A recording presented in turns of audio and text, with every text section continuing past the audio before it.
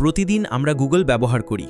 কখনো কিছু সার্চ করি, ইউটিউবে ভিডিও দেখি, আবার কখনো গুগল ম্যাপ দিয়ে পথ খুঁজি।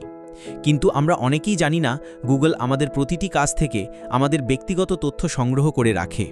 হ্যাঁ, গুগল আমাদের প্রতিটি ক্লিক, প্রতিটি সার্চ, এমনকি ফোনের অনেক কার্যকলাপও গোপনে ট্র্যাক করে।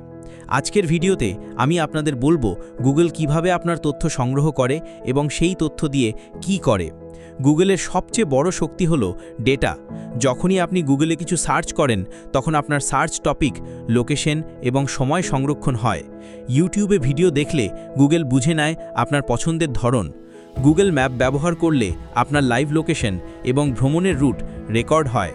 এমনকি অ্যান্ড্রয়েড ফোনে ইনস্টল করা অনেক অ্যাপও গোপনে গুগলকে তথ্য পাঠিয়ে থাকে।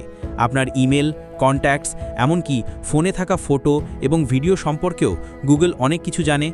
এই তথ্যগুলো গুগল মূলত ব্যবহার করে আপনাকে পার্সোনালাইজড বিজ্ঞাপন দেখানোর জন্য। যেমন আপনি যদি গুগলে সার্চ করেন স্মার্টফোন, কিছুক্ষণের মধ্যেই ইউটিউব বা অন্যান্য ওয়েবসাইটে স্মার্টফোনের বিজ্ঞাপন দেখতে পাবেন। এর মাধ্যমে গুগল কোটি কোটি টাকা আয় করে। কিন্তু অনেক বিশেষজ্ঞ মনে করেন এটি আমাদের ব্যক্তিগত গোপনীয়তার জন্য বড় ধরনের হুমকি। তাহলে প্রশ্ন হলো, আপনি কিভাবে নিজের তথ্য কিছুটা হলেও সুরক্ষিত রাখতে পারেন? প্রথমে আপনার গুগল অ্যাকাউন্টের প্রাইভেসি সেটিংস ভালোভাবে চেক করুন। লোকেশন হিস্ট্রি এবং অ্যাড পার্সোনালাইজেশন বন্ধ রাখুন। এছাড়া যে কোনো অজানা অ্যাপকে অপ্রয়োজনীয় পারমিশন দেবেন না। গুগল আপনার তথ্য কতটা জানে সেটা কি আপনাকে ভয় পাইয়ে দিল?